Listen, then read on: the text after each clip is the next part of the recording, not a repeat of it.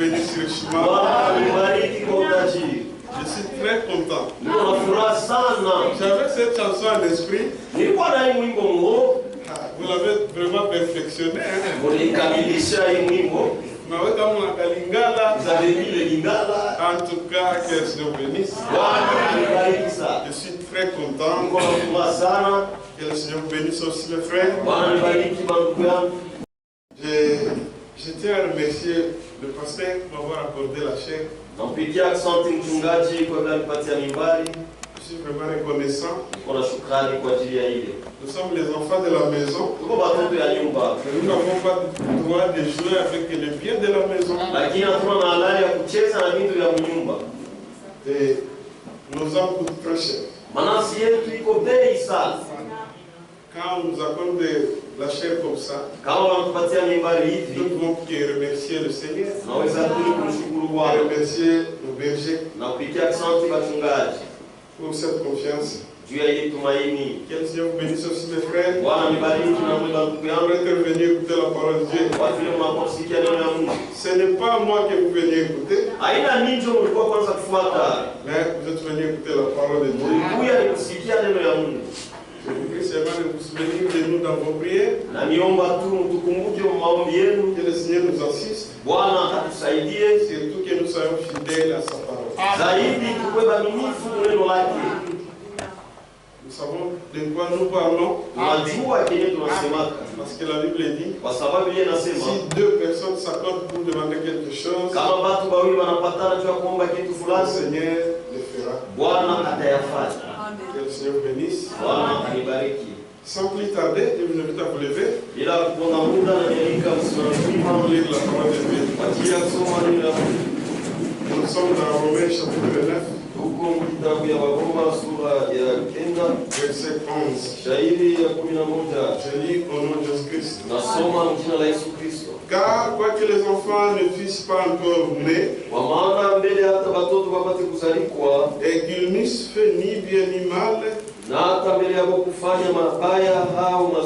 afin que les desseins d'élection de Dieu subsistent, sans dépendre des œuvres, et par la seule volonté de celui qui appelle, il fit dire à Rebecca, l'aîné sera assujetti au plus jeune. Selon qu'il est écrit, j'ai aimé Jacob et j'ai haï Esaïe. Que dirons-nous donc? Y a-t-il un Dieu de la justice?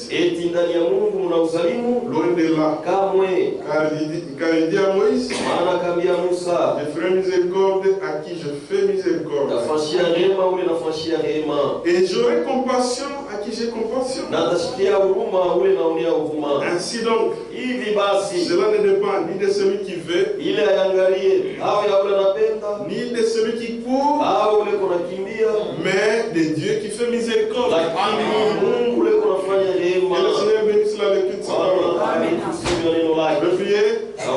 Bien-aimé Père Céleste, nous te remercions sincèrement. C'est toi qui as conduit nos pas dans ta maison. Pardonne nos offenses, comme nous pardonnons à ceux qui nous offensent aussi. Nous abandonne pas ce matin. Descends nous enseigner. Donne-nous le pain quotidien. Afin que nous puissions vivre. Parce qu'il est écrit, l'homme ne vit pas de pain seulement, mais de toute parole qui sort de la bouche de Dieu. C'est pourquoi nous sommes réunis ce matin, pour que tu puisses nous enseigner, et que tu puisses nous montrer tes voies. Venons de lire ta parole, Seigneur. Descends toi-même nous l'interpréter. Tu es l'interprète de ta parole. Nous croyons que ta parole s'interprète elle-même. Nous n'avons pas besoin d'ajouter nos pensées, parce que la moindre pensée qu'on aura ajoutée produira la mort. C'est pourquoi, Seigneur, nous abandonnons à tes pieds, toi le seul vrai maître. Guéris le malade, Seigneur. Sanctifie ceux qui sont dans le problème. Seigneur, donne de l'argent à ceux qui en ont besoin. Ceux qui ont des problèmes, qu'ils puissent trouver les solutions. Nous avons donné entre tes mains. Moi aussi, je vais donner entre tes mains. Utilise-moi comme un vase. Que ton onction soit évidente. Au nom de Seigneur Jésus-Christ. Amen. Amen. Que le Seigneur bénisse. Entendre, reconnaître et agir sur la parole de Dieu. Pour ceux qui n'étaient pas là avec nous au cours de la semaine, nous avons vu que le monde fait toujours face à deux esprits. L'esprit de Dieu et l'esprit du diable. Ces deux esprits étaient représentés depuis l'Éden. Il y avait un Caïn et un Abel. Il y avait un Jacob et un Esaïe. Il y avait Jésus-Christ et il y avait Judas. Et à la fin, la Bible dit que ces deux esprits vont se représenter encore dans les églises. Il y a l'église de Jésus-Christ et l'église de l'Antéchrist. Et les hommes sont toujours appelés à faire un choix. Soit se retrouver dans un tel camp ou dans l'autre. Il n'y a pas une position nette. Soit vous êtes ici ou vous êtes là. Et dans le Nouveau Testament, il est parlé de deux groupes d'hommes seulement. Les enfants de Dieu et les enfants du diable. Il n'y a pas d'intermédiaire. C'est pourquoi tout dépend des choix que les hommes font. Être un enfant de Dieu, c'est un choix. Et refuser aussi Dieu, c'est aussi un choix. Maintenant, pour y arriver, nous devons entendre, reconnaître et agir. Si vous voulez travailler avec Dieu, vous voulez marcher avec Dieu, agissez sur sa parole. Ne faites rien par une bonne intention. Même si c'est contraire à la parole de Dieu. Parce que ça paraît bon. Et vous le faites malgré ça. Non, mon frère. Il y a des hommes qui ont essayé de le faire. Ils étaient morts. Regardez l'histoire d'Uri.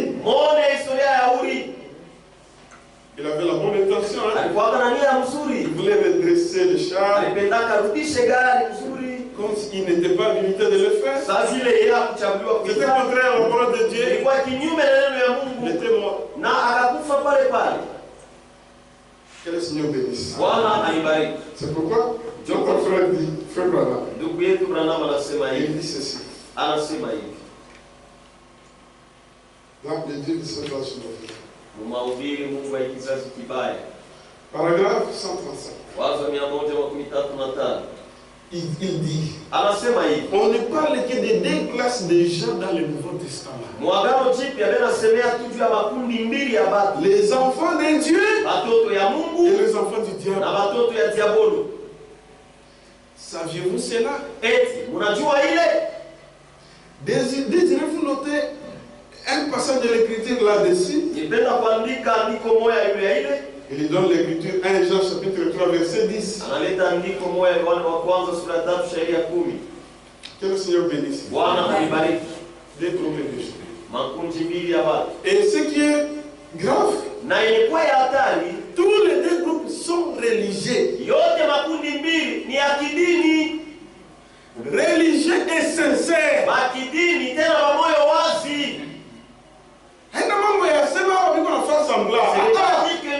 Tous les deux groupes sont religieux.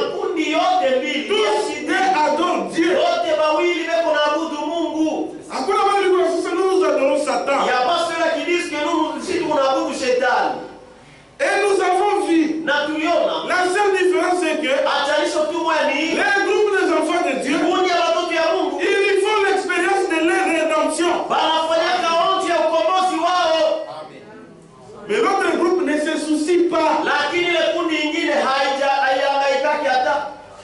C'est comme Caïn.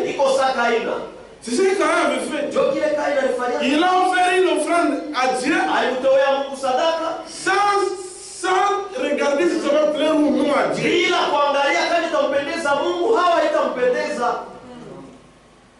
Comme j'aime toujours lire cette citation. Il a dit à Dieu, c'est tout ce que j'ai. C'est à prendre ou à laisser.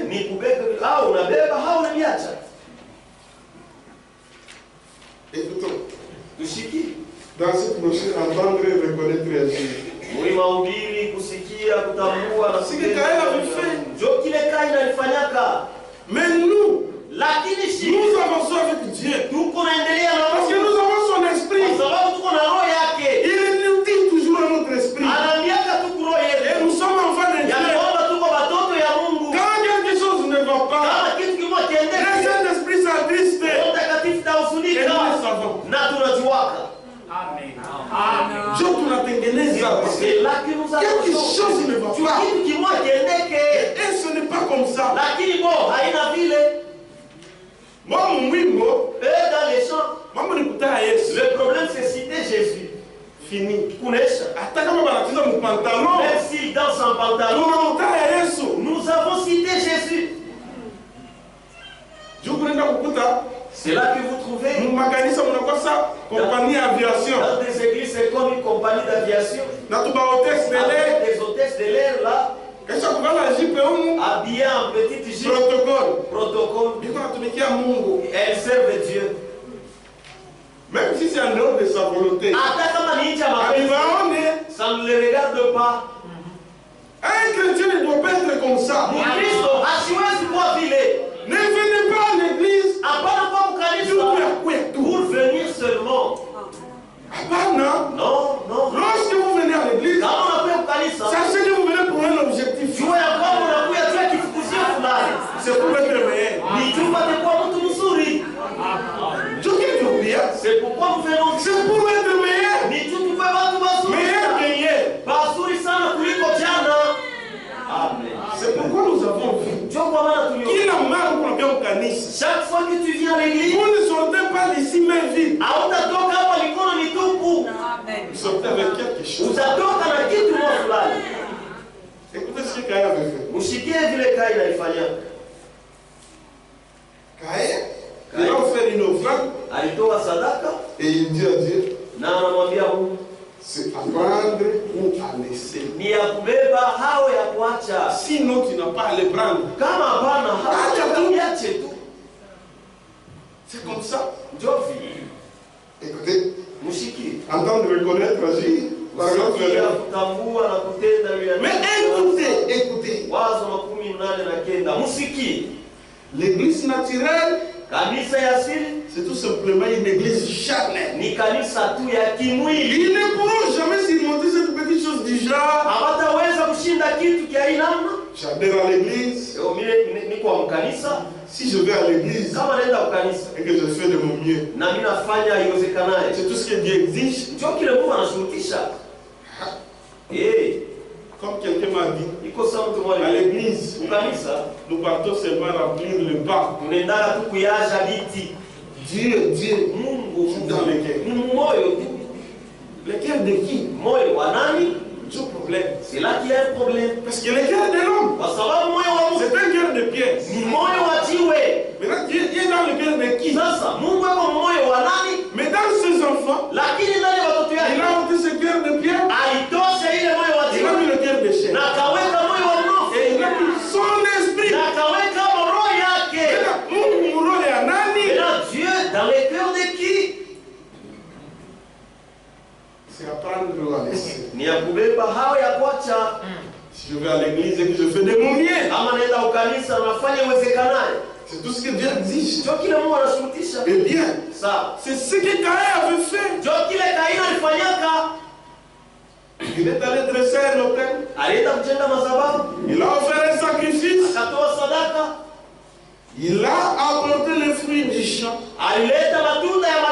Et il a dit, oh Dieu, voilà le meilleur que j'ai.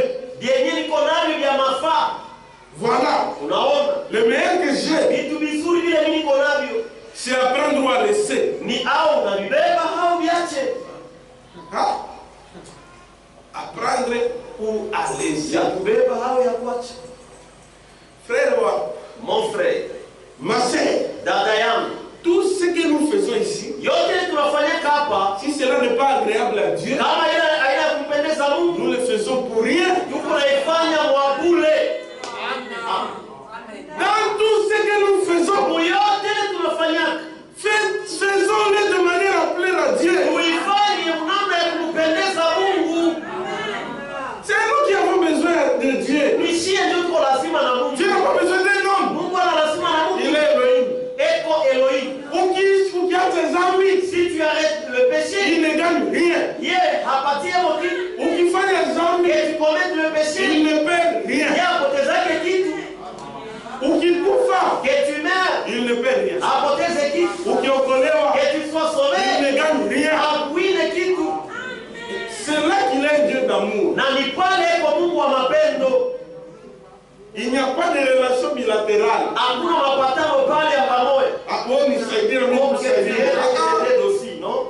Nous faisons tout pour lui être agréable, avec toute humilité.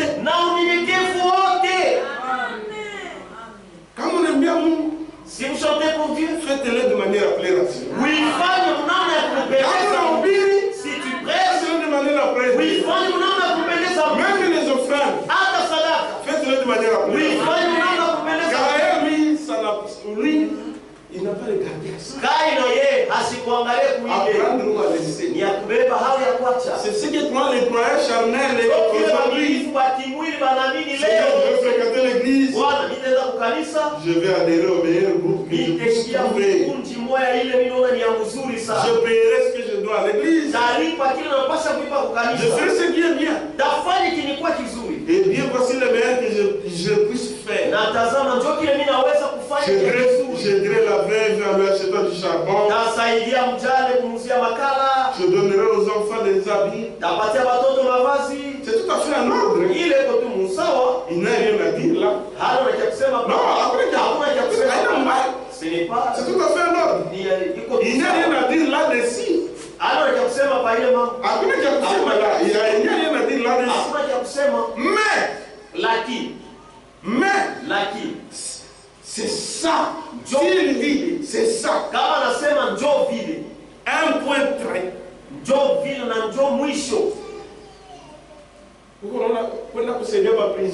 Voyez, il faut aller aider les prisonniers. Vous appelez des chaînes de télévision.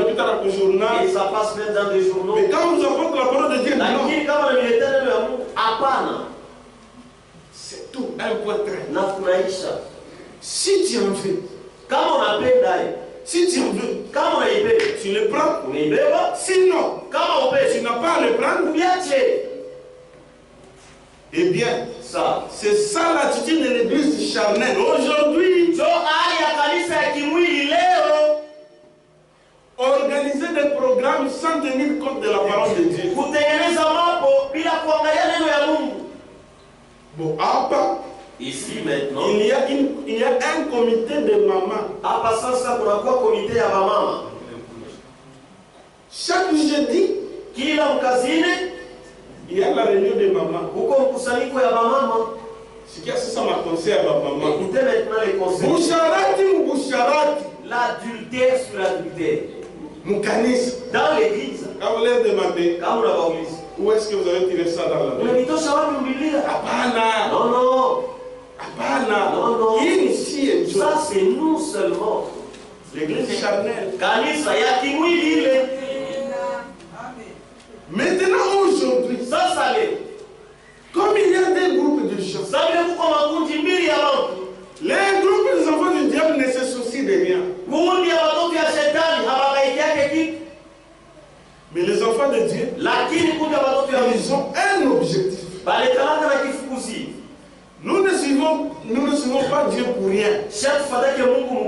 Nous suivons Dieu parce qu'il a fait des promesses. Et il est fidèle pour les tenir. Nous savons qu'il le fera. C'est inné.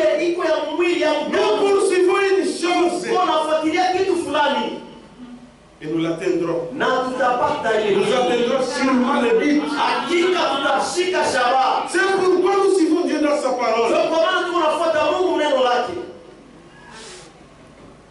Mais lakini le baptême.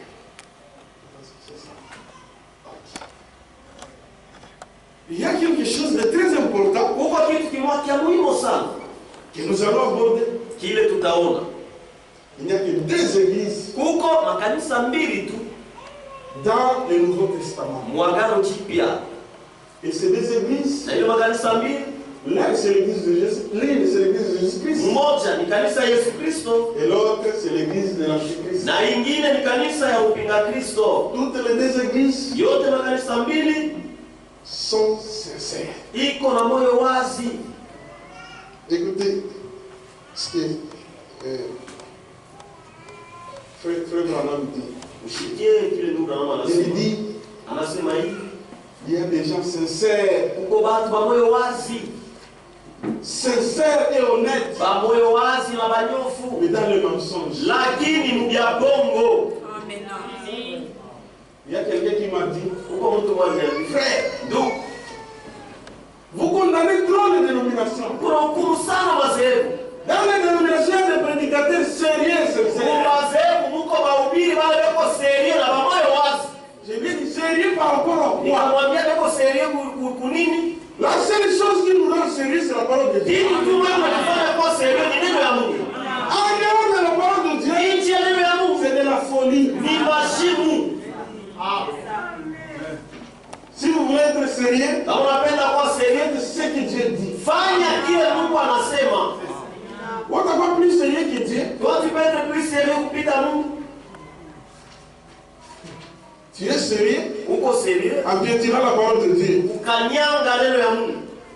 Écoutez ce que Frère Branham dit. Il dit, le messager du soir, paragraphe 197. Il se peut que les gens n'aient pas l'intention de le faire et être dans l'erreur. Il se peut qu'il n'ait pas cette intention.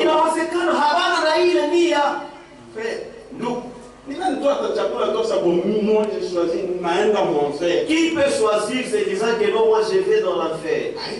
Ce n'est pas comme ça. Il se peut. Ils n'ont pas l'intention. Ils ne croient pas que l'intention, les gens ont l'intention de le faire. Je rencontre de braves hommes dans ces grandes églises dénominationnelles. Je trouve de braves hommes. Mais, c'est comme l'a dit l'homme de la loi à la radio. Ce qui est étrange, c'est que les ecclésiastiques peuvent se tenir à la chair et voir ce temps arriver. Mais ils n'approuvent pas l'indignation du juste face au péché du monde.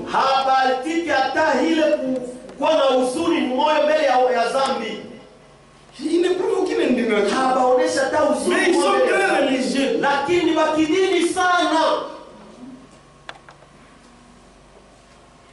Et quand un homme de loi peut se lever et dire ça, quand un homme de loi peut se lever et dire ça, et que les laïcs pouvaient utiliser leur argent, les laïcs, c'est que pas toi qui donnes, c'est-à-dire les gens du monde. C'est dit à cause des vêtements. Mais vous trouvez les pasteurs qui disent habillez-vous comme cela. Si quelqu'un séduit, c'est son problème. Il y a les pantalons d'hommes et les pantalons. À l'ancien temps là, ils portaient des tuniques. C'était pour les hommes ou bien pour les femmes. C'est grave. Il y a David. Mais les laïcs utilisent l'argent pour des eaux. Les eaux, et des parcs, et tout cela. Et ne pas parler des programmes de mission missionnaires pour apporter l'évangile au monde. Vous trouvez une église qui construit un hôtel VIP. Église Kanisa au Rwanda. Je suis allé à l'enseignement logé dans un hôtel de l'église catholique. Si vous voyez ce qui s'est passé là-bas, il y a des prêtres qui ont leur bureau là-bas. Vous voyez ce qui se fait là-bas. Je me suis dit, Seigneur, merci. Merci de nous sortir de ça.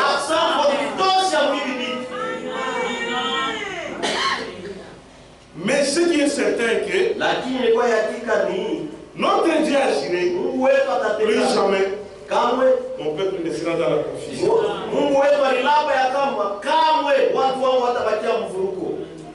C'est pourquoi du temps de la fin, notre Dieu, voyant que tout a été perturbé et abîmé, et Dieu nous a envoyé un message pour ramener tout à la Bible. Le message du temps de la fin, c'est quoi? Le message biblique du temps de la fin, le retour à la Bible. Retournez tout, sans exception. Un croyant spirituel, les croyants spirituels, ils croient à toute la parole de Dieu. Tandis que les charnels, ils ont une partie de la parole de Dieu. Et peut-être une grande partie de la parole de Dieu. Mais le prophète dit, le message du temps de la fin doit accomplir toutes les conditions du temps de la fin. Ramener la parole de Dieu de la Genèse à l'Apocalypse sans exception. Il dit ceci dans le messager du soir.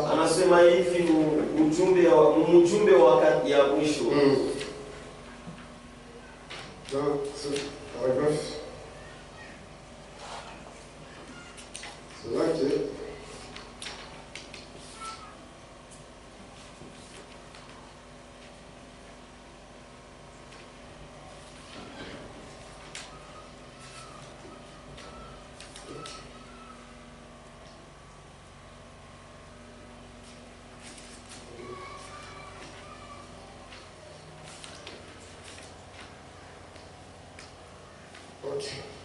paragraphe 187. Nous y sommes. Nous y sommes. C'est le temps de la fin. La lumière rouge est là. Elle clignote. La venue du Seigneur est proche. Absolument. Écoutez. Le message du temps de la fin doit remplir les conditions du temps de la fin.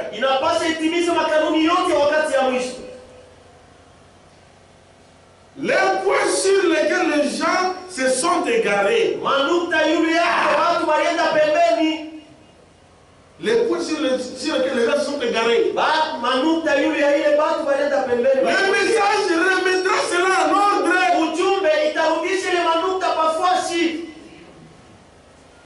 Le message doit remettre tout cela en ordre.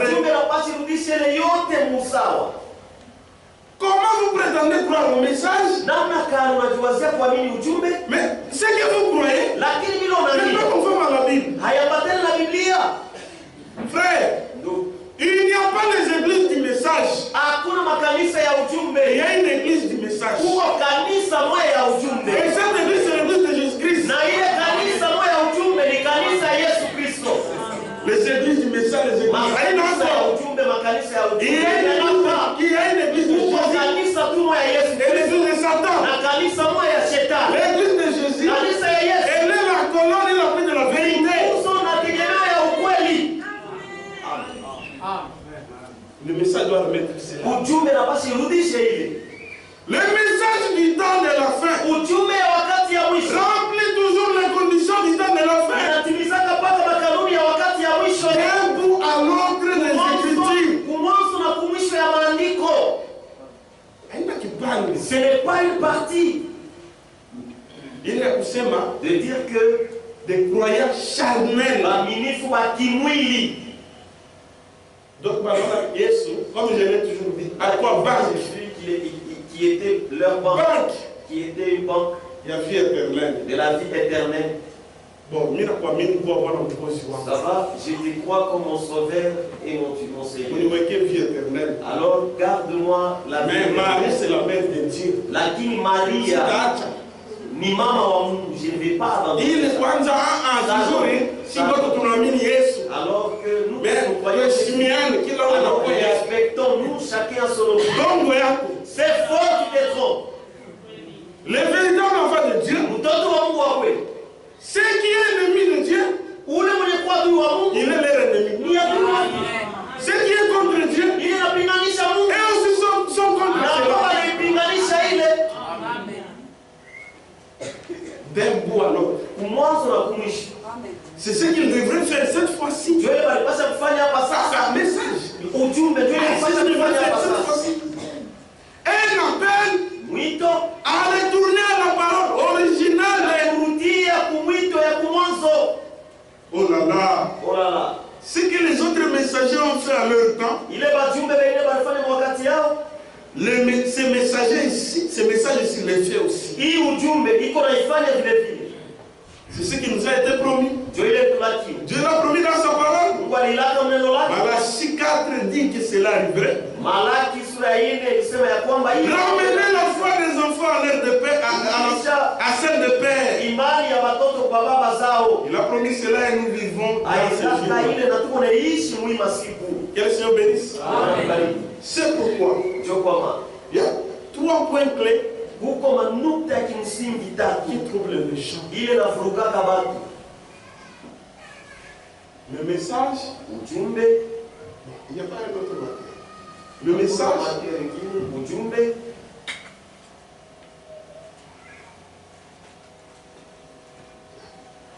il y a le message, la parole, l'évangile, l'évangile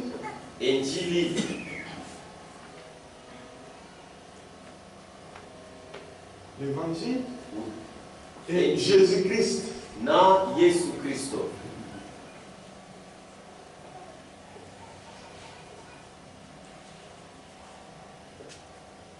Que le Seigneur bénisse. C'est très important. Le message du temps de la fin. La parole, l'évangile. Mettons d'abord la parole de vérité. La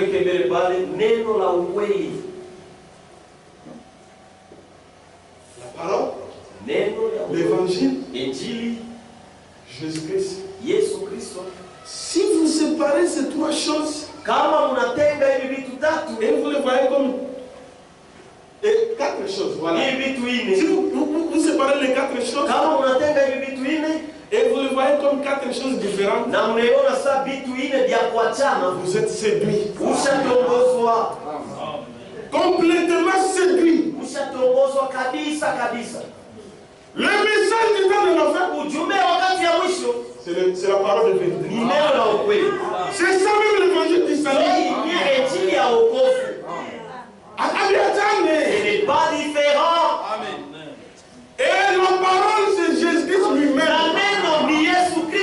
C'est pourquoi nous ne croyons pas que c'est Branham qui est venu donner le retour de Jésus-Christ. C'est le message.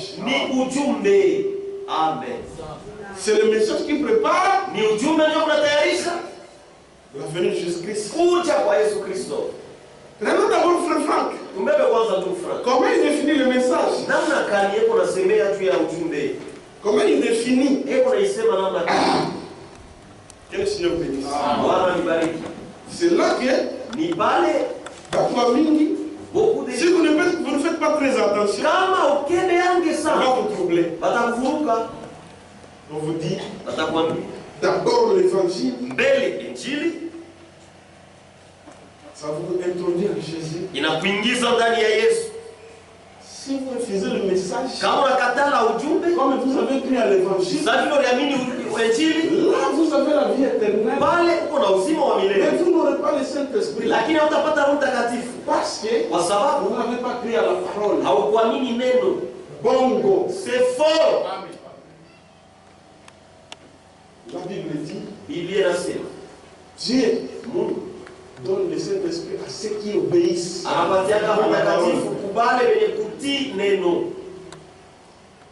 Et écoutons. Tout ce qui est les défis. Les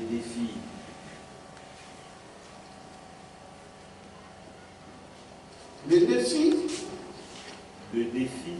Page 70. Il dit ceci. Je ne dois pas. Et je ne veux pas taire. Ou cacher ce que Dieu a fait. Le ministère du prophète qu'il a établi lui-même. C'est quel prophète? William Marion Branham. Le ministère du prophète qu'il a établi lui-même doit être amené à la connaissance universelle. Le message n'est pas venu pour le message est venu pour toute l'humanité. Pour que nous nous approprions pour tout ça, pour que nous commençons à nous approprier cela, ou même dans le langage des gens. Frère, il y a les prédicateurs du message qui font beaucoup de désordre. Bongo. C'est faux. Les prédicateurs de quel message? Les prédicateurs des tabernacles font beaucoup de désordre. Mais dans le message, il n'y a aucun désordre. Il n'y en a pas. Car cela est arrivé de manière promise dans la parole de Dieu. En tant que serviteur du Seigneur, je dois être fidèle et je me garderai bien de cacher au peuple de Dieu ce que Dieu a fait. Personne ne peut me demander que je passe avec mes pieds à côté de cela. Au contraire, je crie à tous. Rendez honneur à Dieu. Donnez-lui gloire. Donnez-lui raison. Car l'écriture est accomplie sous nos yeux. Il s'agit maintenant du message biblique venant avant le retour de Christ. Il s'agit de l'évangile éternel. Ce message. Il s'agit de l'évangile éternel. Qui après 2000 ans. Après 2000 ans. Et de nouveau. Pour la première fois. Publié dans toute sa plénitude. Le message du temps de la fin. C'est l'évangile.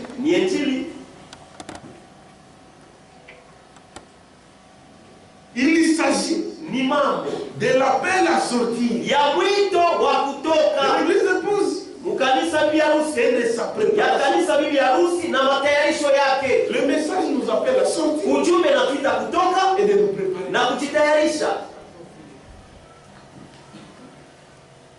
Et de sa pleine restauration spirituelle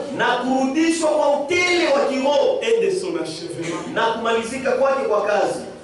Que le Seigneur bénisse.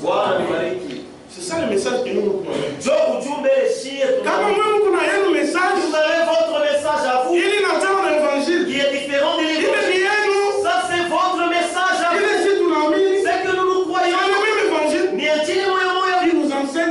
anatufundisha, nous appelle à sortir, et qui nous prépare. na iko natutayarisha. Amen. Nous n'avons pas un autre message. Il n'y a pas de parole dans la même âge. Pour que si tu veux la haine, pour que nous ayons la nôtre, il nous donne vie éternelle, qui nous donne la vie éternelle, et qui nous donne aussi le Saint-Esprit. Et la dénomination est aussi la vie éternelle. La vie éternelle pour Aïcha tout. C'est de la confusion. Il est Nimuvuruko kabisa. Frère Franck toujours. Baka ndugu Franck. Aujourd'hui, je vais beaucoup lire. Leo nitasoma sana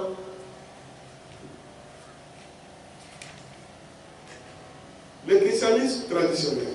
Christianisme traditionnel.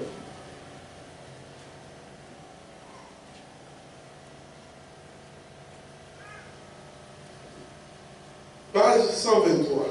Ukurasa 123.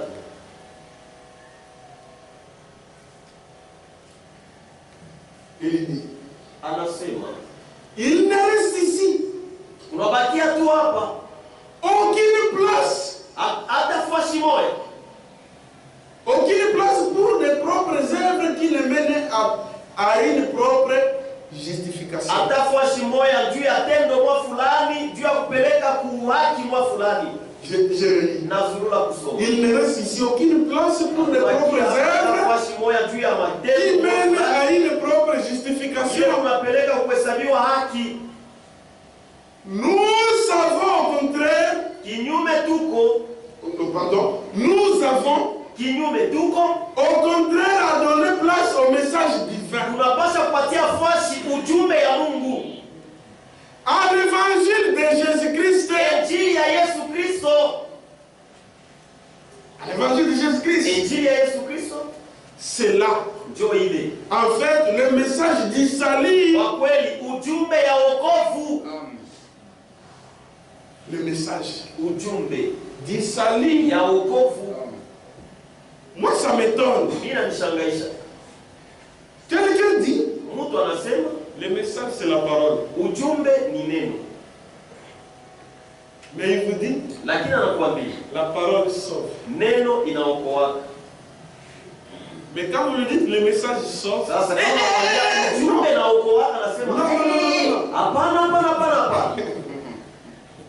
nous sommes un peuple errant. Nous devons remercier le Seigneur. C'est pourquoi mon frère, écoutez, reconnaissez et ce que vous croyez ici, c'est la parole de Dieu. Et agissez en fonction de cela. Agissez, mais pas honte, ni paix. C'est le message du salut, l'évangile de Jésus-Christ. Je relis.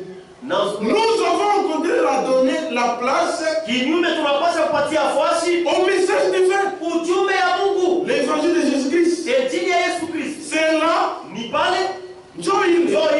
c'est là, en fait, le message du salut qui rend libre, qui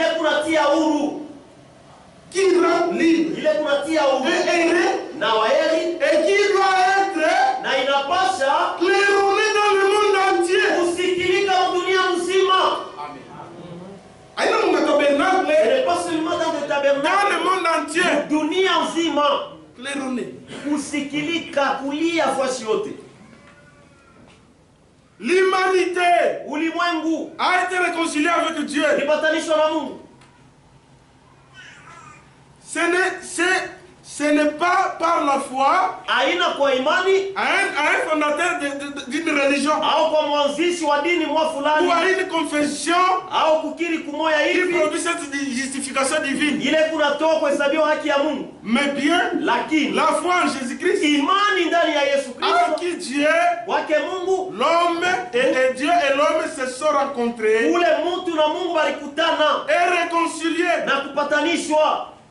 Les œuvres pieuses ne comptent pas. Matendo ya utawa hila ina na faida. L'homme, mutu et Dieu na Mungu se sont réconciliés en Jésus. Balipatanishwa ndani ya ya Yesu. Comment vous pouvez dire que mtu iko réconcilié na Mungu, l'homme qui est réconcilié avec mais il est en dehors de la parole de Dieu? Même si on dit nous sommes réconciliés en Jésus. C'est pourquoi la Bible dit, si quelqu'un dit qu'il est en réconciliation, en communion avec Dieu, et qu'il marche dans les ténèbres, il ment. Il ment. Irréconciliation. Cette réconciliation, il fallait payer le prix. Il passe à payer, il piwe. Ce prix a été payé à la croix. Même quand nous prêchons l'évangile, c'est le message que nous prêchons. C'est le message du temps de la fin. Tout a été rétabli. C'est pourquoi, frère, nous devons faire très attention. Le salut, on l'obtient en croyant en Jésus-Christ. Comme notre Seigneur est sauvé.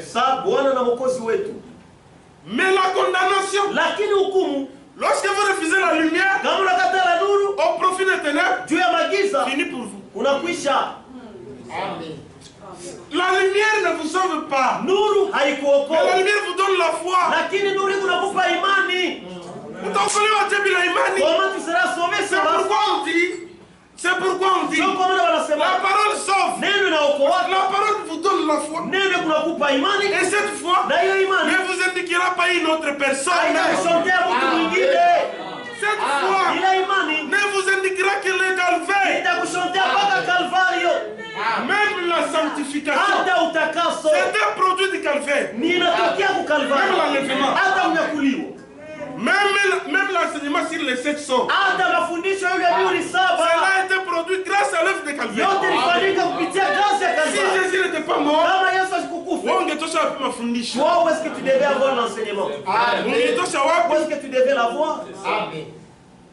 Oh, le message c'est pour nous enseigner.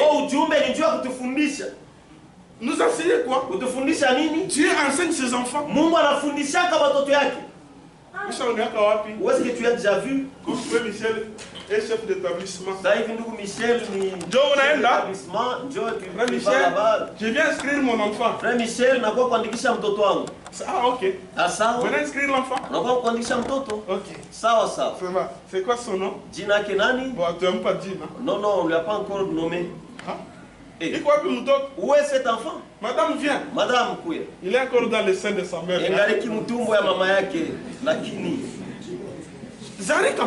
Mais tu dois d'abord naître. C'est là qu'on va t'apprendre. C'est là que tu seras qui que tu sois. D'abord tu dois naître. C'est comme ça. Amen.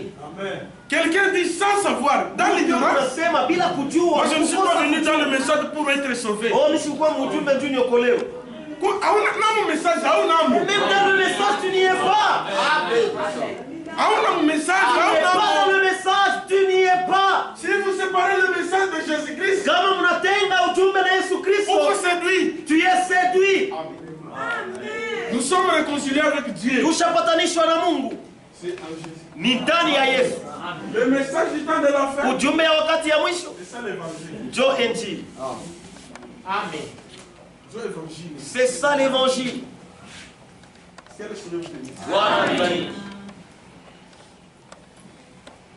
Écoutez, ce que notre frère Branham dit.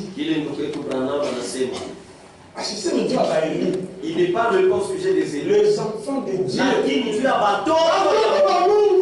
enfants de Dieu. Ils croient toute la parole de Dieu. Croient toute la parole de Dieu. Ce n'est pas dire que non. Les appeler. Et non. Ils ne croient pas toute la parole de Dieu. Ce n'est pas ça.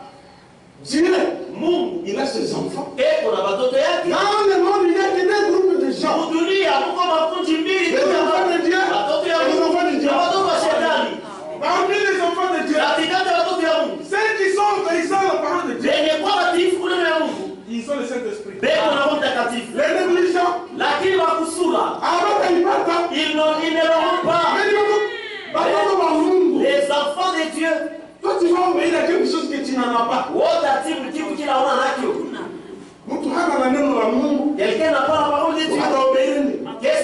obéir.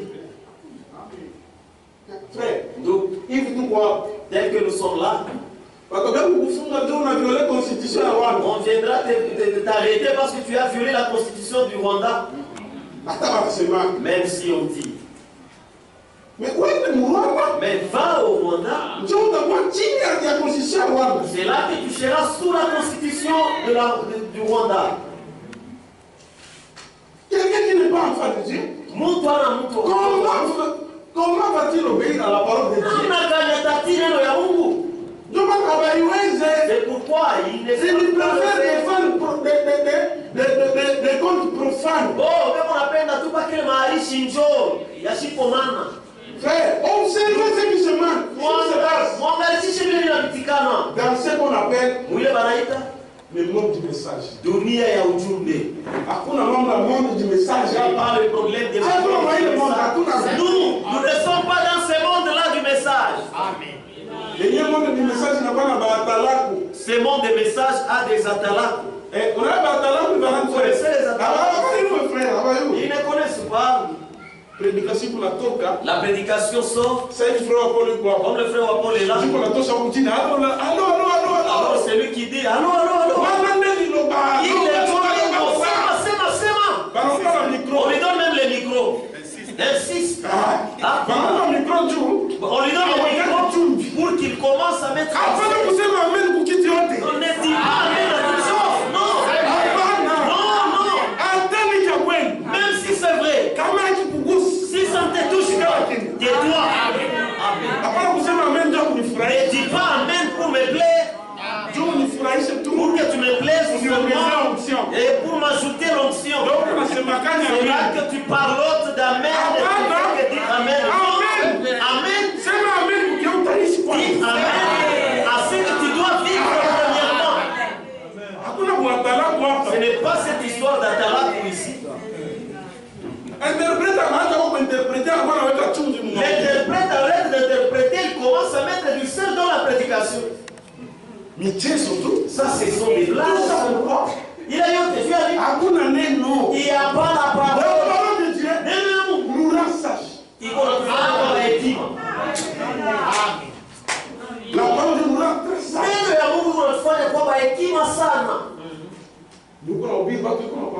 Tu prêches, les gens te regardent. Tu arrives au point, tu te doutes même. Est-ce que c'est vrai ce que je dis ou bien c'est faux? Mais si c'est vrai. Quand Nathan est allé dire à David sur son péché, wakati Nathan enda kuambia Nabii Nathan enda kuambia Daudi il était parti dire ça dépend de la réaction de David. Ça dépend de la réaction de David. À tout le monde, qu'il se répande ou pas, Dieu m'envoie de lui dire. C'est ça. Ce n'est pas parce que toi tu dis amen. À un moment tu dis amen seulement pour faire mal au cœur à la soeur. Surtout quand on touche sur la vie de la soeur. C'est ça la parole. Que vous entendez le frère crier là-bas. Vous pensez que c'est l'amen et pour Dieu. Ce sont des satans dès qu'ils se jettent. Le frère jette un toit. Qui toque. La soeur aussi attend. Frère David parle aussi au sujet de la frère aussi.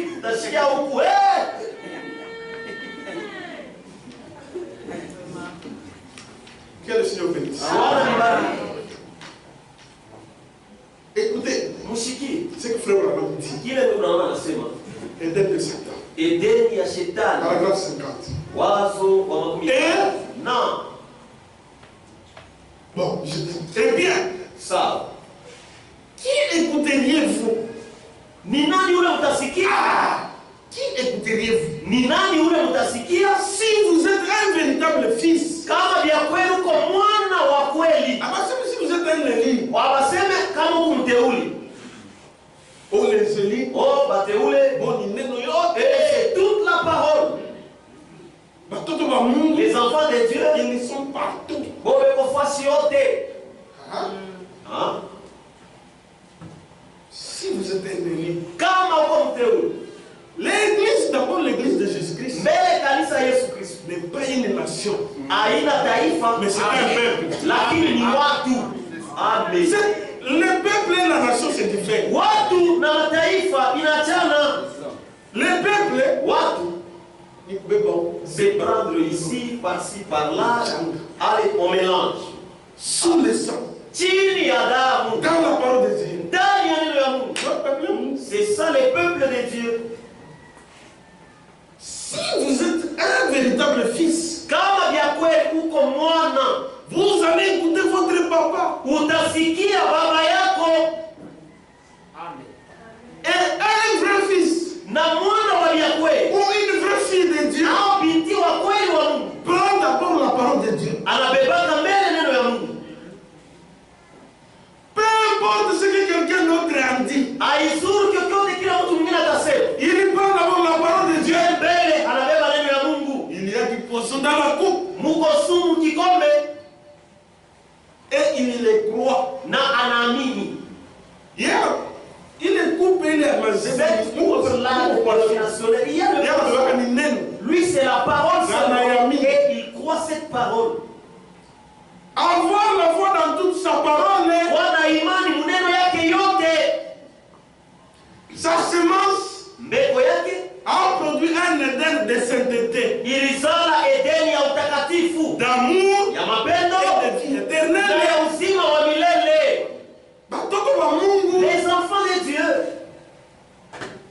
c'est ce que l'Éden de Dieu produit. jo ile Edeni ya Mungu inazala La sainteté. utakatifu, Cela produit une sainteté, ile inazalaka utakatifu un moja. Éden de sainteté, Edeni ya utakatifu, d'amour, ya de mapendo, compréhension, ya usikilivu, de perfection ya ukamilifu et de vie éternelle. na ya uzima wa milele.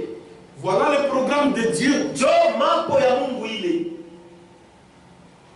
Sa parole, Neno lake, sa semence, mbeko yake, c'est ce que son église sera à la fin. jo kile kanisa yake itakuwa kumwisho, Elle sera ainsi. itakuwa vile.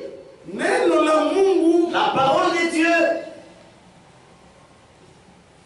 neno la Mungu. la parole de Dieu. Ok. Sawa. Le message, Ujumbe c'est l'évangile de Jésus. ni injili ya Yesu. À Biartjan, Ce n'est pas différent. on prêche d'abord l'évangile. Oh, tubiri kwanza injili. Quand les gens croient à l'évangile, Kama watu wanaamini on injili, les amène maintenant dans le royaume de Dieu. sasa tunawapeleka mfalme wa C'est que Mungu. l'évangile ne vous amène pas d'abord dans le royaume. Kusema injili haipeleke mbele Pour mfalme. entrer dans le royaume, il faut le message. Juu ya kuingia mfalme inapasha ujumbe. C'est faux et archi faux. Nous devons faire très attention. Tunapasha ukeba ange sana. Nous sommes dans un âge Tuko mkizazi très grave. kia hatari sana. Si cela était possible, Kama inawezekana, même les élus hata wateule seraient séduits. bangelitongozwa. C'est que ni siku, C'est-à-dire c'est haina siku wala mchana même wala pas usiku. le jour, soit la nuit, soit au milieu de la nuit. Mpaka watoto wa Mungu C'est seulement les enfants de Dieu wanavumula. qui découvrent. Pourquoi? Tu as nini? Parce qu'ils ont la nature de Dieu. Kwa sababu beko na asili ya Mungu. Mon frère, ma sœur, Ndugu yangu, dada yangu, fanya nguvu yako yote wani kuexperimenter bien unaamini. fournis des efforts pour expérimenter ce que tu vois Il ici. faut vous donner la vie de Vous allez commencer avec tous les deux. la vérité Ukweli et l'expérience. na onzi. Amen. Bien Là, tu positionné. es bien positionné. La vérité Ukweli et l'expérience. na onzi. Pourquoi? Tu as nini? Si tu as la vérité Kama kuna ukweli et l'expérience, na onzi, c'est grave. ni hatari. C'est grave. Ni hatari. Quand vous l'expérience, Si tu as l'expérience, hautafanya kazi. tu ne feras pas des choses de n'importe quoi. Unajua Parce que tu connais ule iko ndani yako. celui qui est en Il toi. est plus grand que celui qui est dans le Et monde. comme tu vas ça, tu vas conclure. Écoutez ce que frère Franck dit Msikie kile mtu Frank anasema. sur le message. Yule ya ujumbe. La grande tragédie. Grande La grande tragédie. Il dit, Anasema hivi. nous vivons encore, page 68. Darasa makumi sita na nane. Nous vivons encore Kuna tunaishi tena dans les jours de la grâce. masiku ya neema. Et chacun Na kila mtu a la responsabilité d'entendre iko na majukumu ya kusikia, un cours correctif. iko na majukumu ya kusikia mafundisho ya kusahihisha. Kusahihisha vyote. Corriger tout. Et de se placer tout entier Na kujiweka yote aux côtés de Dieu. kungambo ya Mungu. Il n'y a que d'un côté. Huko tu mangambo mbili. Il y a Mungu na Shetani. Le côté de Dieu et le côté de C'est de Satan. se placer aux côtés de Dieu. Na kujipanga yote ngambo ya Mungu. Maintenant, Sasa pour la dernière fois, juu ya mara ya mwisho, la parole de Dieu neno ya Mungu sort iko natoka pour notre salut. juu ya wokovu yetu. Amen. Pour la dernière fois, Juu ya mara ya mwisho, la parole de Dieu neno ya Mungu sort pour iko notre salut. natoka juu ya wokovu yetu. Amen. Et notre enseignement, Na mafundisho yetu. Dieu ne peut pas te sauver sans t'enseigner. Yesu kukuokoa bila kukufundisha. Mungu hakutuokoa Dieu ne nous a pas sauvés juu pour que hakutuokoa juu ya kusema il ne nous a pas sauvés pour dire que bamoya les uns bapate Roho Mtakatifu reçoivent le Saint-Esprit, wengine babaki. les autres Haina non. vile. Ce n'est pas La ça. volonté de Dieu Mapenzi ya est Mungu que tous ces enfants ni batoto yake wote aillent à l'enlèvement. baende kunyakuliwa, Mais ceux qui sont désobéissants, lakini makutokutii eux-mêmes bo wenyewe sont responsables. beko na majukumu yao. C'est la même chose pour les animaux. Ni kitu mwa na Esau, C'est lui-même qui a vendu. ni yeye mwanzo alizisha, Mais comme Dieu avait vu cela, lakini sasa yule Mungu anawaka hivi avant même qu'il laisse, mbele ya Mungu c'est zaidi. pourquoi il a dit Ndio kwa maana alisema j'aime Jacob. nampenda Yakobo na nachukia C'est la même Esau. chose. Ni kitu mwa Mungu anaonyesha Aisha kuiwa hapa. Dieu savait il Banani bataobei qui obéiront na banani bataobei. et qui n'obéiront pas. Même les salis, Hata wokovu. la Bible dit, Biblia inasema et toi que la porte, kama mlango ni kembamba resserrez le chemin na njia ni mwembamba sana, qui mène à l'enlèvement, ile kunapeleka kunyakuliwa no, qui mène à la vie. kunapeleka kuuzima. Quand vous présentez aux gens Kama unaonyesha watu que Dieu a vie éternelle, ya kwamba la foi ya vie éternelle quiconque croit ni yeyote anaamini à la vie éternelle, kuweko na uzima wa milele. oh, ni batu famille, Oh, c'est frère. beaucoup de gens Vous ndugu, pouvez comprendre, Mandi. alors tu ne comprends pas les La Bible dit, Biblia il y inasema en a peu kuko kidogo qui tu la trouvent. ndio wanaipataka ile njia. Ils sont les matchs. Lisons d'abord cette écriture. Ils sont Matthieu. Lisons Matthieu.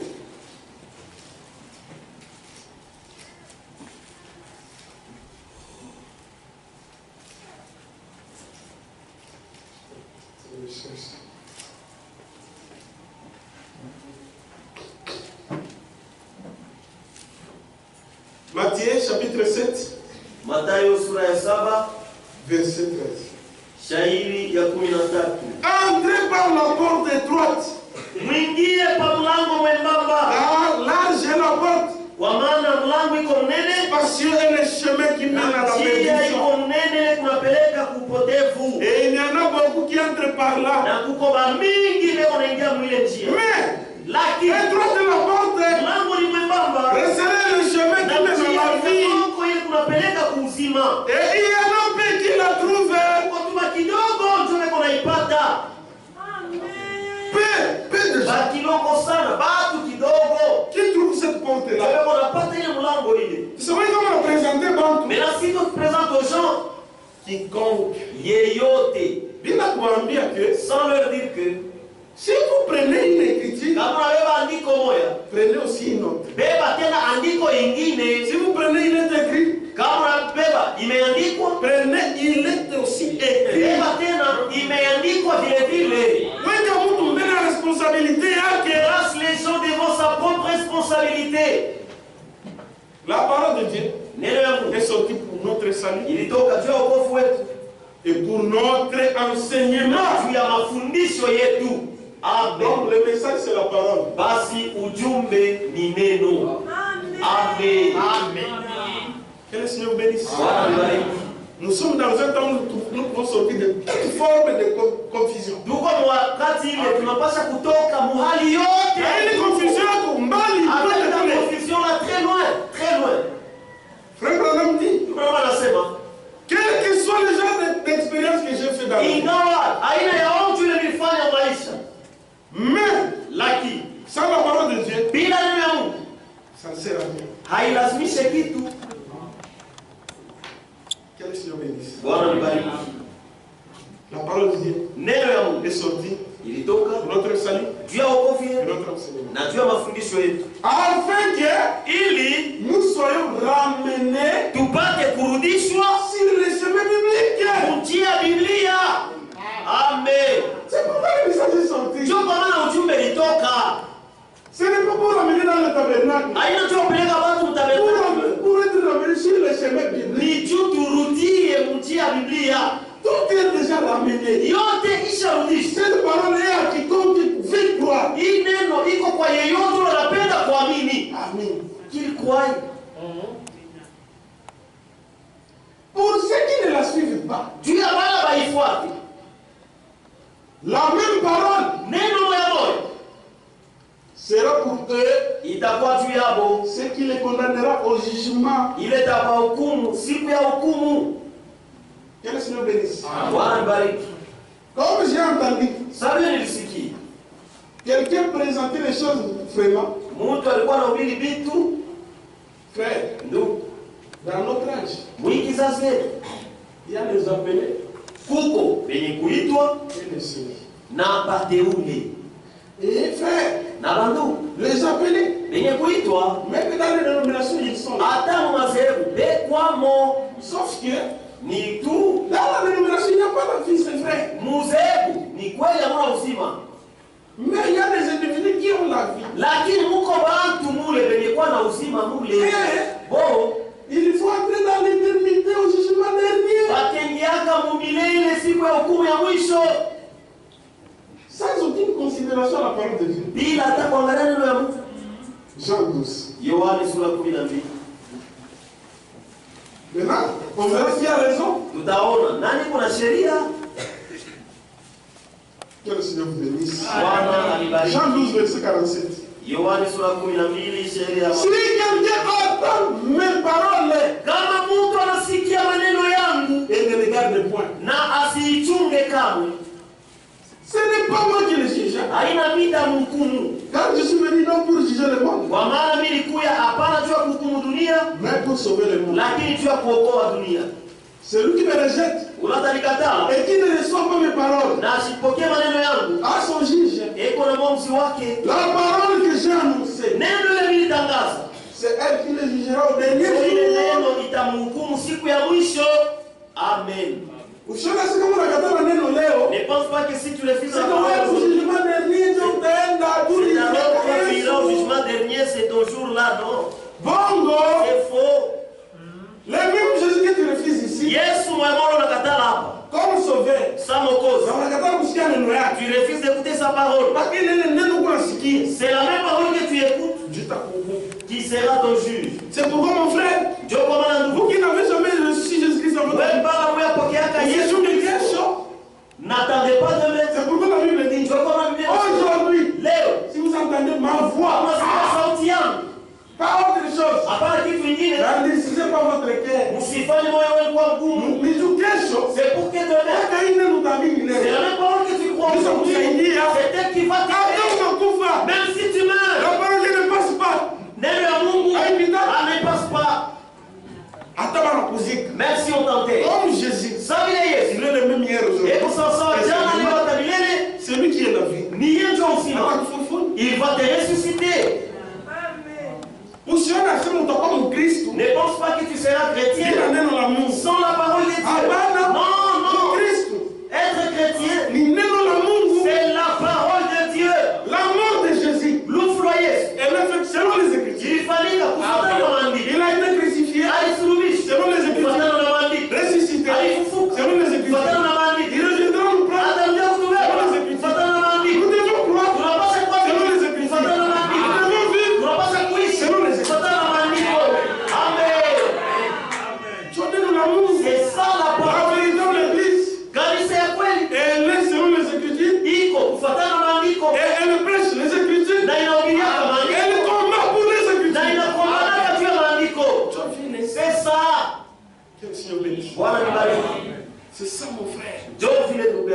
C'est pourquoi frère Branham me dit. Faites très attention. Toute église qui ne prêche pas toute la parole de Dieu. Sortez de là. Sortez de là. Sortez. Écoutez ce que frère Branham dit. La foi. Imani. Dans la brochure, le conflit entre Dieu et Satan. Nous l'avons tous. Il dit la foi. Iman. Quel genre de foi? Imani kani. C'est ça le problème. Quel genre de foi? Imani kani. Frère Innocent. Quel genre de foi? Imani kani. De quelle façon utilisez-vous votre foi? Pour lutter dans les conflits. Pour lutter dans les conflits.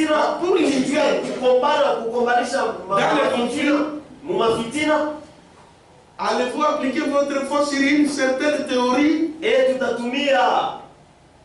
Allez-vous appliquer votre foi sur une certaine théorie?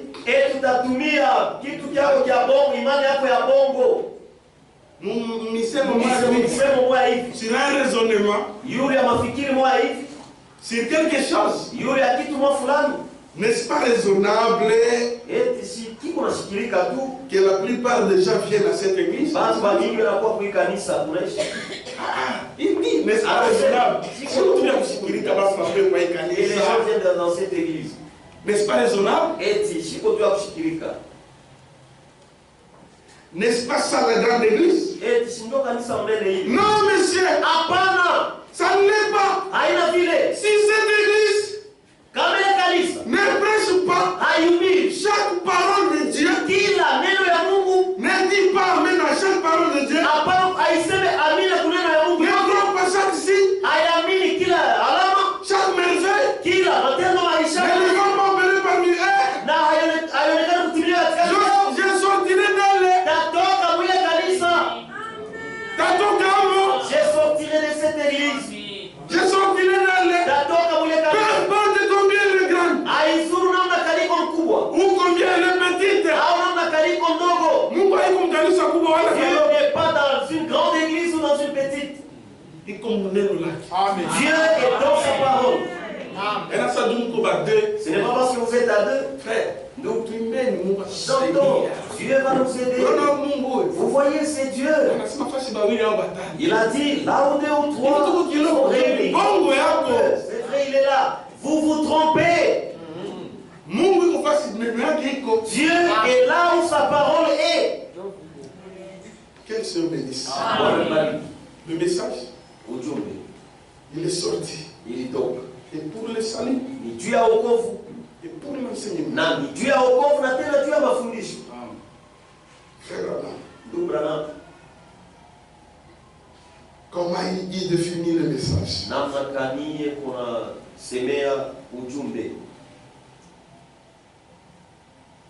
Dans la brochure, être conduit. Paragraphe 160. Il dit, il a dit, ce qui reste, ne regardez pas jusqu'au matin et que ça ne se retrouve pas dans un autre âge, dans un autre âge, brûlez-le dans le feu, que ça soit détruit. L'âge dans lequel vous vivez, le message de cet âge, il doit être tiré des Écritures. Le message, il doit être tiré des Écritures et confirmé et prouvé par Dieu pour montrer ce que Dieu, pour montrer ce que Dieu, pour montrer que c'est Dieu. C'est Dieu qui a fait ces choses. Alors, soit que vous les receviez, soit vous les receviez, ou vous les rejetiez. C'est ça le problème. Soit tu la rejettes. Rejeter le message. Ce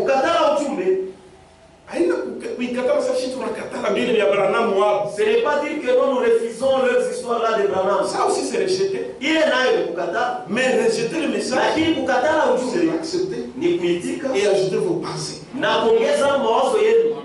Je forme Moubarak pour rejeter le message. C'est ça la très mauvaise forme de rejeter le message. Le prendre et l'adapter à ton goût. Ça, c'est rejeter. Sauf que vous les receviez. Et vous les rejetez.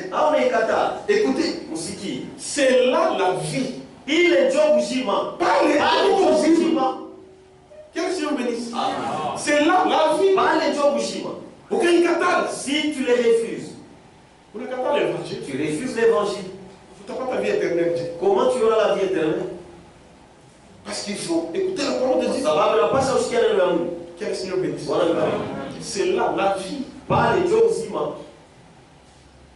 C'est là la vie éternelle. Pas les Jobujima. Je répète. Le message, l'âge dans laquelle nous vivons. Le message de cet âge va être tiré des Écritures. Confirmé et prouvé par Dieu. Pour montrer que c'est Dieu qui fait ces choses. Alors, soit que vous les receviez ou vous les rejetez. C'est là la vie éternelle. D'être conduit par le Saint-Esprit. Et c'est comme ça qu'il conduit son église. Quel Seigneur bénisse.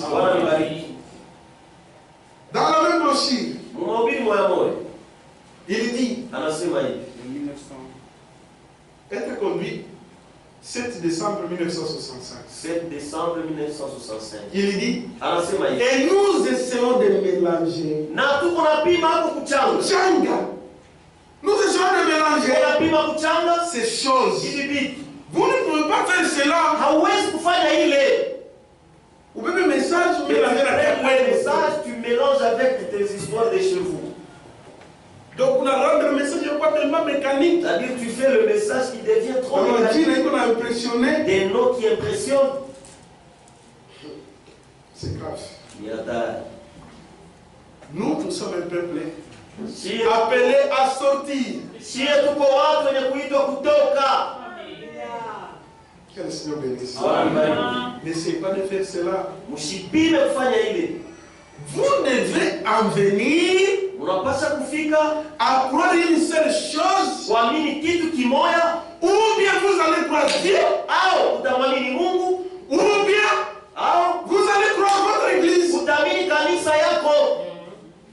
Ne mélangez rien.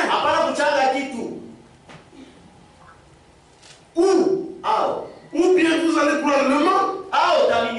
Vous ne pouvez pas mélanger tout ça. Vous ne pouvez pas. Vous pouvez attacher et rester attaché à cette vieille chose auquel l'église d'avant était attachée. Vous devez accepter le message de l'air. Le message de l'air, c'est la parole de Dieu révélée à notre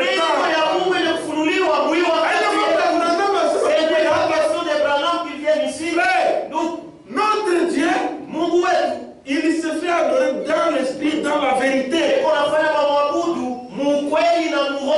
la vérité nous sanctifie. Écoutez ce que Jean dit. Jean 17, verset 17. Sanctifie-les par ta vérité. Ta parole est la vérité. Maintenant, quand quelqu'un n'a pas la vérité, il adore Satan sans le savoir. Je parle. C'est pourquoi. Frère, non mais pas pour. Donc, cette histoire d'adoration, le problème est la volonté. Ce n'est pas question de la volonté. Le problème est la nature. C'est le problème de la nature que tu as. Amen. Frère, pour adorer Mungu, donc pour adorer Dieu, c'est une soif. Qui est produite par l'esprit de Dieu à nous. Frère,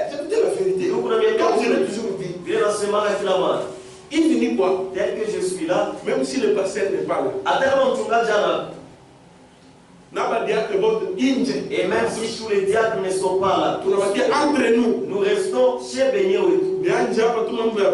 Que je commence ici cette histoire. Il y a des frères qui sortiront.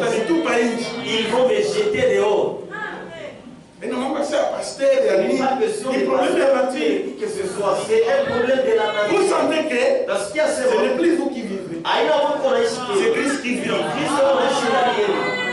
Ne regardez pas votre blessé. Pensez les yeux fixés sur Jésus. Quand vous commettez une erreur, tout vous tenez à maïcha.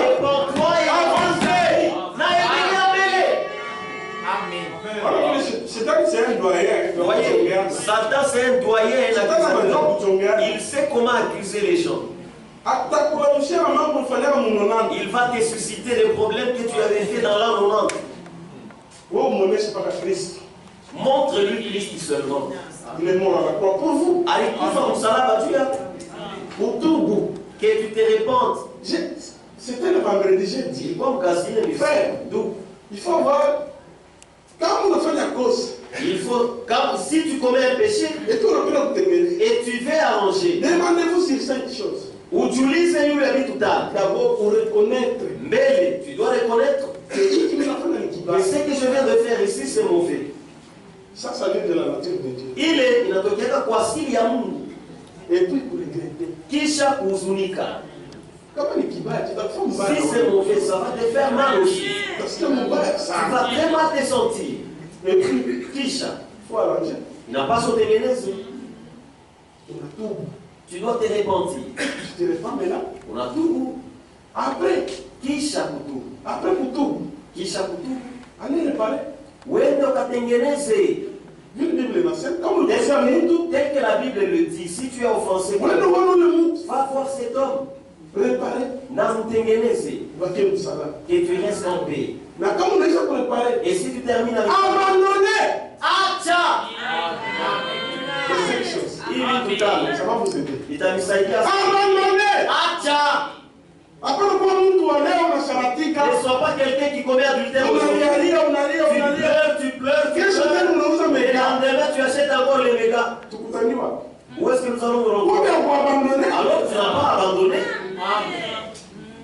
Quel Seigneur vous aide? Voilà, tu as été. Ne faut pas mélanger la parole. Ce n'est pas bien. Il va aller dans un problème. Ça crée des problèmes. Quel Seigneur bénisse. Voilà les vérités. Écoutez.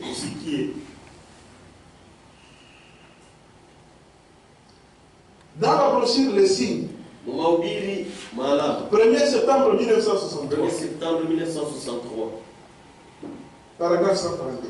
Peu importe combien vous êtes bon. Ce que vous arrêtez de faire,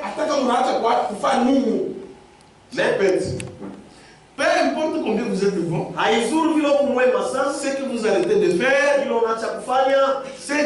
ce que vous vous mettez à faire, vous devez accepter la personne du Seigneur Jésus. Écoutez mes frères. Que le Seigneur bénisse. Vous devez accepter la personne de Jésus. Comme on l'a toujours dit, le salut c'est un homme. C'est Jésus. Oui. C'est un homme qui est mort à la croix. Il faut l'accepter. Mais ne vous arrêtez pas là. Vous devez accepter cette personne. Et alors?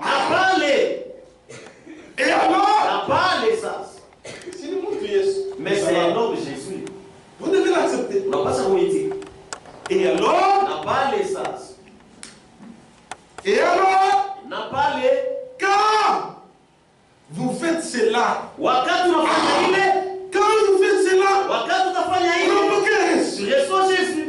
la personne de Jésus, comme un sacrifice propitiatoire, après l'avoir accepté, quand vous faites cela,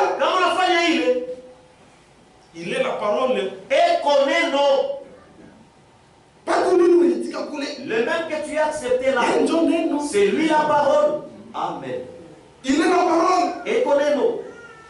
Votre vie s'ajuste exactement à la parole. Et elle se manifeste dans l'âge où vous vivez. C'est ça. Comment tu es sauvé? Mais la parole de Dieu dans ton âge, tu ne la vois pas. Alors ce n'est pas lui qui t'a sauvé. Amen. Et Dieu a prêté serment, déclarant que ceux qui ne seraient sous le signe périraient. Et que tous ceux qui seraient dessous vivraient. Et maintenant, le même serment tient aujourd'hui. La même chose. Je ne vous laisserai pas périr avec ceux qui ne croient pas. Le message. Je ne vous laisserai pas. Parce qu'aujourd'hui, la parole de Dieu, c'est le message.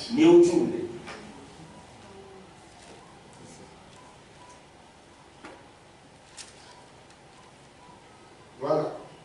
Pour terminer. Prenons la brochure. Toujours être conduit.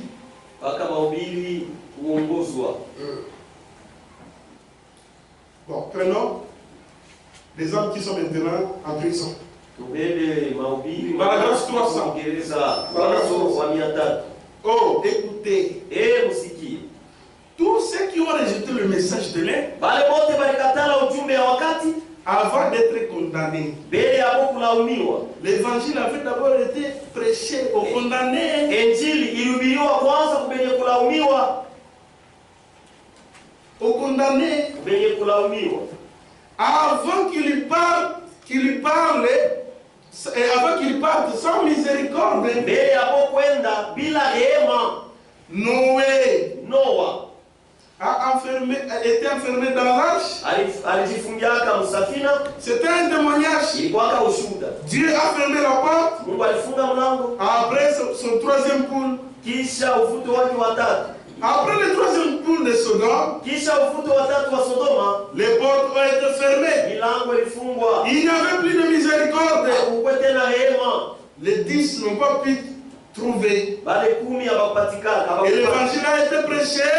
Qui ne pouvait pas être sauvé? Qui ne pouvait pas être sauvé? L'évangile est déjà prêché. Dans le message, on ne prêche pas Branham. Si vous n'avez jamais entendu parler du message, que le Seigneur vous aide aujourd'hui. Le message ne parle pas de Branham. L'élément central de notre message, c'est Jésus-Christ. Si tous les croyants du message, ils ne voient personne à part Jésus. Quand vous êtes dans Kanisa, vous ne signez pas que Branham.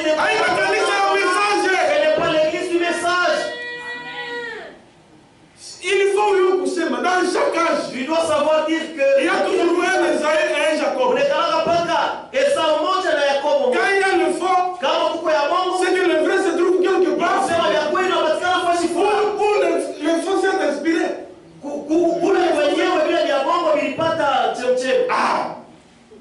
Le faux existe parce que le vrai est là. Parce que le faux s'inspire toujours au vrai. Même quiconque prêche cet évangile, sans le prêcher d'une manière biblique, il est en train d'imiter.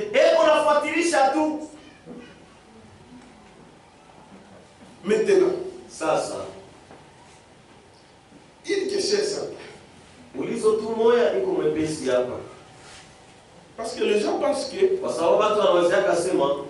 le message ici, oh le message, si vous dites que le message, Si vous prenez au message, si c'est là le message sort, c'est là qui croyait. Il n'était pas sauvé. Le message, c'est la même parole de Dieu qui a traversé des âges. Nous sommes les quoi? Lisons d'abord Jean chapitre 3. Jean chapitre 3. Verset 15.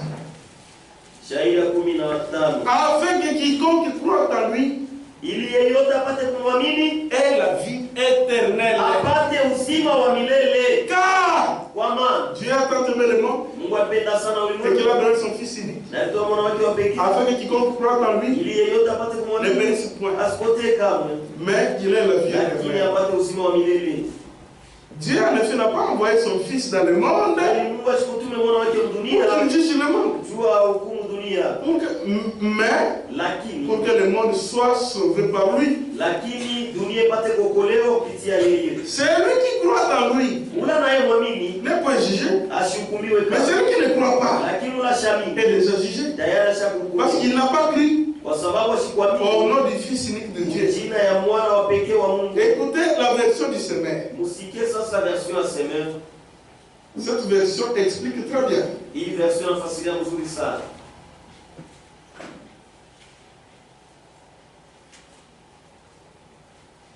Prenons toujours un Jean là-bas. Et Jean l'a donné. Ok. Écoutez ce que le semeur dit. Pour tous ceux qui placent leur confiance en lui, et la vie éternelle. Oui. Dieu a tant aimé le monde qu'il a donné son Fils unique pour que tous ceux qui placent leur confiance en lui échappent à la perdition et qu'ils aient la vie éternelle. En effet, Dieu a envoyé son Fils dans le monde, non pour condamner le monde, mais pour qu'il soit sauvé par lui. Celui qui met sa confiance en lui n'est pas condamné, mais celui qui n'a pas foi en lui est déjà condamné, car il n'a pas mis sa confiance à la personne du Fils unique de Dieu. Maintenant écoutez le verset. Et voici en quoi consiste la condamnation. En quoi consiste la condamnation? C'est que la lumière est venue dans le monde. Mais les hommes lui ont préféré les hommes lui ont préféré les ténèbres. Au lieu de la lumière. Je répète. Et voici en quoi consiste la condamnation. C'est que les hommes, c'est que la lumière est venue dans le monde, mais les hommes ont préféré les ténèbres à la place de la lumière. Parce que leurs actes sont mauvais. Quand quelqu'un vise la lumière, au profit des ténèbres, c'est ça la condamnation. C'est pourquoi 1 Thessaloniciens dit, lisons.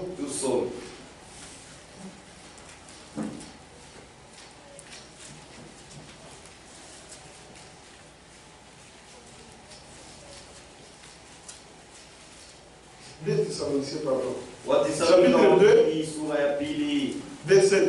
Écoutez, l'apparition de cet impie se fera par la puissance de Satan, avec toutes sortes de miracles, des signes et des prodiges mensongers, et avec toutes les séductions de l'iniquité, pour ceux qui périssent, parce qu'ils n'ont pas cru l'amour de la vérité, pour être sauvés. L'amour de la vérité. Au avoir une puissance d'égarement. Pour qu'il croit au mensonge. Tu vas amener tout bon. Pour qu'il croit au mensonge. Afin que tous ceux qui n'ont pas cru à la vérité, mais qui ont pris plaisir à l'injustice, soient condamnés. Quand tu refuses la vérité, tu acceptes le mensonge. Tu seras condamné. Tu sais bien que Satan dit qu'on a là-bas. Mais là, c'est que Satan trompe les gens. Il dit aux gens que quand tu acceptes Jésus, si tu crois les mensonges, c'est faux, mon frère. C'est faux. C'est que Dieu fait. Et que l'homme puisse être réconcilié avec Dieu dans sa parole. Il t'a racheté par son sang. Et il te restaure afin que tu sois dans sa réconciliation. C'est ce que Dieu fait. Dieu qui l'aime pour la paix. C'est pourquoi Dieu comment du temps de Luther, wakati wa Luther, quand Luther est venu avec la lumière, wakati Luther alikuwa na nuru, tous ceux qui ont refusé, bale bote balikataa, ils sont perdus. Balipotea. Ils sont perdus. Balipotea. Tous ceux qui ont cru, bale bote baliamini, ils se sont faits. Baliokolewa. Et quand Luther est passé, na wakati Luther alipita, Wesley est venu. Wesley anakuja. Tous les luthériens qui ont refusé la lumière de Wesley, Baliteria bote bale balikataa nuru ya Wesley, ils sont perdus. bote balipotea. Lisons. Tusome hivi. Frère Ranti. Tumsome ndugu Branham anasema hivi. Il dit ceci. Anasema hivi. Dans la brochure, la semence n'héritera pas avec la barre. Mumahubiri mbeko haitariti pamoja na makapi.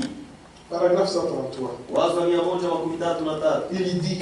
Anasema. Cela ne signifie pas que les luthériens sont perdus. Ile haimaanishi kusema balitheriani basha kupotea. C'est pourquoi j'ai dit au cours de la semaine. Ndio kama nilisema katikati ya hakuna mtu hata hukumiwa. Il y a personne qui sera condamné. Tu alikuwa mkanisa Katoliki. Parce qu'il était dans l'église catholique. Parce qu'il était chez Kimbangu. Na hakuna mtu ataokolewa. Et personne ne sera sauvé. Tu alikuwa kutabernacle. Parce qu'il était au tabernacle. Non. Utahukumiwa. Tu seras condamné. Malgré que vous catholique. C'est malgré que je suis dans la vérité. Mais tu écoutes la vérité. C'est là que tu seras condamné. C'est parce que tu refuses la vérité. C'est là que je ne veux pas dire que tous les luthériens sont perdus. Il a dit kusema balitheriani bote basha kupotea. Les luthériens qui ont rejeté la sanctification, balitheriani bale balikatala utakaso, les seront. Batapotea. Les luthériens qui ont refusé la sanctification, les seront. Ceux qui tiennent à s'accrocher à quelque chose, ceux qui tiennent à s'accrocher à quelque chose, ils les seront. C'est-à-dire que tu tiens à s'accrocher à quelque chose comme ça. Fini pour vous.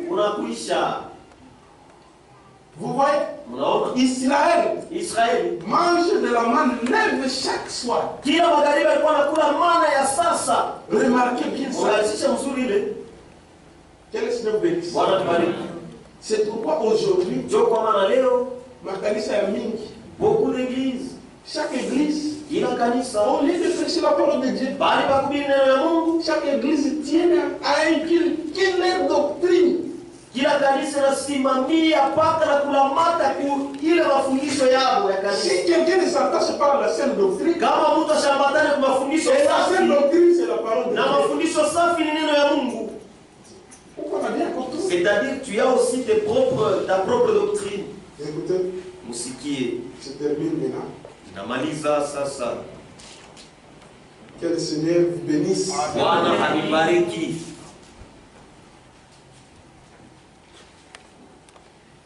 Le Jean. Bon. Écoutez, Éden de Satan. Sikie Edeni ya Shetani. Paragraphe 64.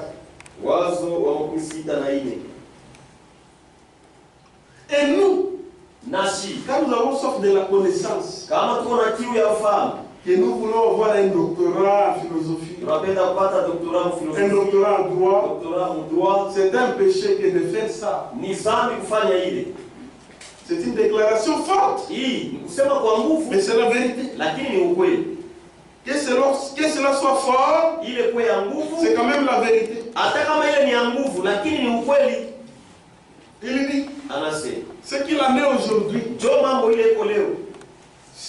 c'est que nous cherchons, nous ne cherchons pas à établir la parole de Dieu dans le cœur des gens. On ne cherche pas à faire ça. Lancer la parole de Dieu dans les cœurs des gens. Nous cherchons à nous établir nous-mêmes. Au lieu d'établir la parole de Dieu, et on a même des prédicateurs qui savent que ceci est la vérité. Mais ils ont peur. Dieu, pour ne pas scandaliser telle personne. Les églises cherchent à établir la doctrine de l'église dans lesquelles des gens. Ici nous croyons. Ici nous croyons ceci. En dehors de ceci. Non. Mais les chrétiens disent ça. Va prêcher ça ailleurs. Nous, un chrétien, il est malléable. Quand on lui montre qu'il est en erreur, il le reconnaît facilement. Et il change de direction. C'est pourquoi j'ai dit. J'ai fait dire la semaine passée. Avec la parole de Dieu, on ne construit pas matériaux durables. On construit avec des tentes. La tente, quand on vous dit qu'il faut le placer, c'est plié seulement. Mais quand vous avez comme moellon à béton, tu as déjà fait des moellons, des bétons et autres. 20 ans de travaux. Et on vous dit qu'il faut déplacer votre bâtiment. Tu commences à regarder. Un grand travail. Oui, tu as établi toi-même dans les cœurs des gens. Tu voulais que les gens placent leur confiance en toi. Que les gens commencent à noter que vous pouvez commettre des erreurs. C'est ça le problème. Oh, tout homme est faillible. Quand vous avez confiance en moi, vous placez pour voir que c'est que vous dites oui et amen. N'importe qui. Ils n'écouteront personne encore. Mais quand on vous montre maintenant votre erreur, c'est maintenant la peur. Qu'est-ce que je dois faire? Allez, connais seulement comme ça. C'est lui qui croira sur la parole. Tu rendras compte. Tu vas rendre compte. Maintenant, ceux qui ne connaissent pas, l'ignorance ne sauve pas.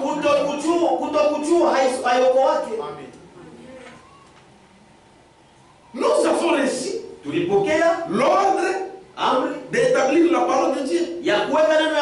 Pas autre chose. L'ignorance, frère. Tu dois remercier Dieu parce que tu connais la vérité. Ignorance. Écoutez ce que la Bible dit. C'est l'ignorance.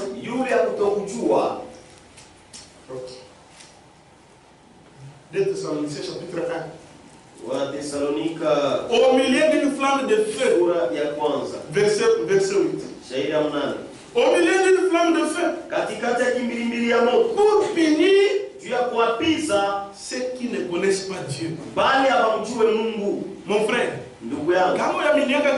Si tu n'as jamais cru Christ, et non à dire que si quelqu'un lui n'avait pas entendu, personne n'aura raison devant Dieu. Si tu meurs sans écouter ce message, c'est-à-dire Dieu, même si tu l'écoutes, tu ne devais pas croire à cela. Mais quand mais si Dieu te connaissait avant la fondation du monde, tu ne mourras pas. Tu ne mourras pas. Seulement quand tu vas l'écouter, tu l'écouteras. Parce que la Bible dit, cette bonne nouvelle sera prêchée à toute la création. À ceux qui ne connaissent pas Dieu et ceux qui n'obéissent pas à l'évangile de notre Seigneur Jésus. Ceux qui ne connaissent pas Dieu, ils seront punis.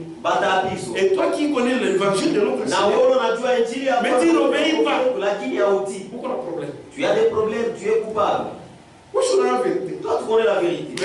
Mais tu n'obéis pas. Et même celui qui ne connaît pas. Mon peuple ne périt par manque de connaissance. C'est la Bible qui dit. C'est pourquoi frère petit. Il dit sur l'ignorance. Ça, si tu n'as pas ça, nous devons remercier Dieu. Tu n'as pas ça, mon frère. Nous devons remercier Dieu beaucoup. Il dit ceci, au commencement était la parole, pas d'interprétation. Cependant, qui conviendra que nous sommes plus ou moins dans une christianisme plus ou moins faussé? Ceux qui persistent dans leur erreur sans le savoir. Sans le savoir, devront aussi prendre place sur le banc des accusés. Car même le manque de connaissances religieuses ne nous met pas à l'abri de la punition. C'est à cela qu'il devrait penser tout prédicateur. Qu'il devrait prouver ce qu'il dit à la lumière de la parole de Dieu. Pour connaître si sans le savoir, il ne transmet pas un évangile faussé. Que le Seigneur bénisse. C'est pourquoi mes frères, comme nous apprenons la vérité, est-ce que vous reconnaissez réellement que c'est la vérité? Alors si vous reconnaissez, agissez. Agissez mes frères. D'abord agissez dans la vie. Et publions cela. C'est la responsabilité de tout homme. Publier, annoncer la parole, l'évangile de Dieu, ce n'est pas seulement prêcher. Invitez les gens qui viennent écouter la parole. Tu seras béni, mon frère. Tu seras béni. Tu seras béni, ma soeur. Dis aux gens, moi je ne t'appelle pas à venir au tabernacle, mais viens écouter la parole. Ne confondons pas le message avec la parole de Dieu. Nous sommes l'église de Jésus-Christ. Cette église que lui-même a établie dans sa parole. Vous n'êtes pas des branhamistes? Non, nous ne sommes pas. Chier tout comme à Christ. Que le Seigneur vous bénisse.